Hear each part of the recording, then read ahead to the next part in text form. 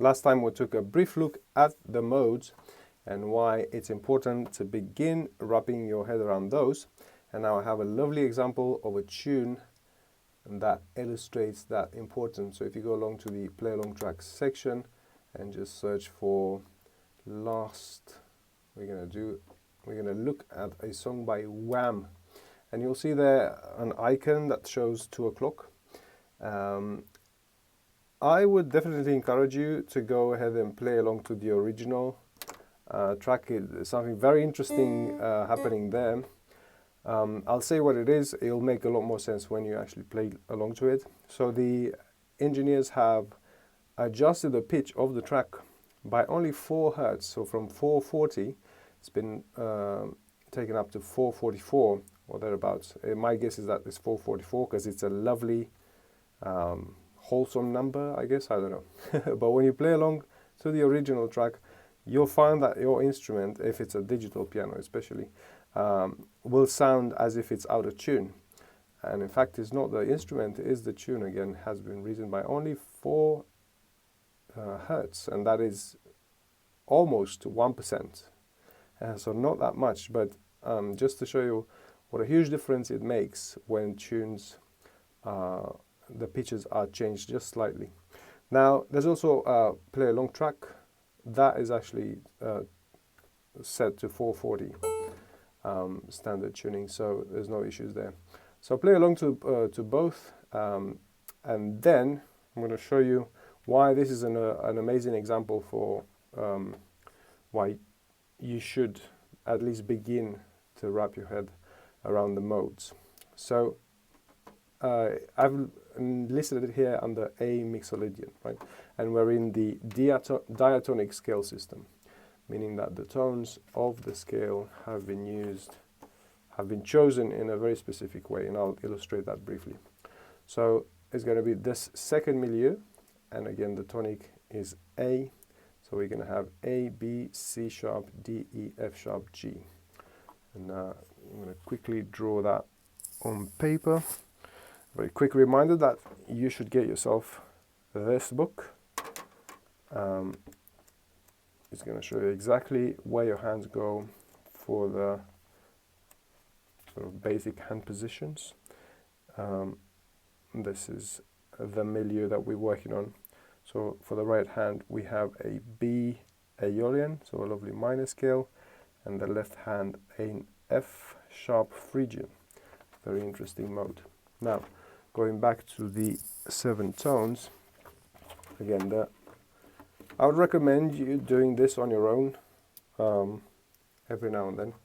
It's a good exercise to help you map the modes in a very specific way. So first of all, start with this idea of a clock face, and you have 12 o'clock, 6 o'clock, 9 o'clock, and 3 o'clock, and then in between these add 2 extra dots, and that's how you end up with 12 dots. And at 12 o'clock we're going to basically going to follow this. And by the way, you can download this from the website for free. So at 12 o'clock we're going to have B,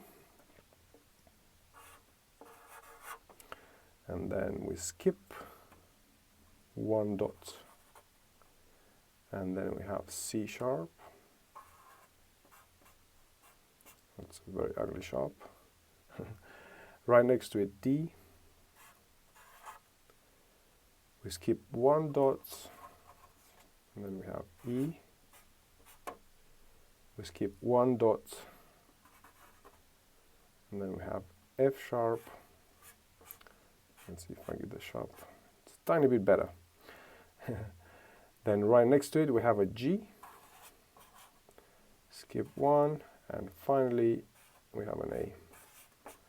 Now the reason I say this is a very efficient way to lay the tones is that in this manner you're always going to have Aeolian at 12 o'clock, Ionian at 3 o'clock, Phrygian at 7 o'clock, and so on. So you can then map those a lot easier. And whichever milieu you're looking at, you can almost instantly What have I done? I've used a different I've used a different scale system. We were actually here. So C sharp. No, I haven't. I got myself confused. Anyhow, I was saying, with this sort of idea, you can always identify the modes by the clock positions. I hope that makes sense. So again, we're in A Mixolydian. These 7 tones. The tune doesn't seem to have any non-diatonic stuff going on, so the chords are going to be the 7 diatonic chords, which are always minor, diminished, major, and then minor, minor, major, major. So the order is always like this when you look at 12 o'clock as the reference point. So again, it doesn't seem to have any non-diatonic stuff. Essentially, we have a B minor, C sharp diminished, D major, E minor, F sharp minor, G major, and A major. Now, going back to the importance of modes, if you tried to, say, play along on a different instrument and you haven't got, you didn't have a good grasp of the keys, it would throw you off quite a bit, because the difference between A Mixolydian and A Ionian is only one note, and it's this one here. So playing along to it, just assuming that it's going to be in a major scale, it can throw you off quite easily. So that's why it's important to wrap your head around the modes. Like this particular tune is tricky already with the adjusting of the pitch. Now, when you look at this idea that Mixolydian is almost identical to Ionian. So again, there's only one little difference. Let me see if I got the right set. So we're looking at A Mixolydian and then A Ionian, which is literally just next one. Right, so the difference between A Mixolydian and A Ionian is literally just one note. It looks like it's awfully different, but it's just the tones are in a different order. Now, again, I would definitely encourage you to play along to the original track and then the backing track and wrap your head around just the basic melody, I suppose.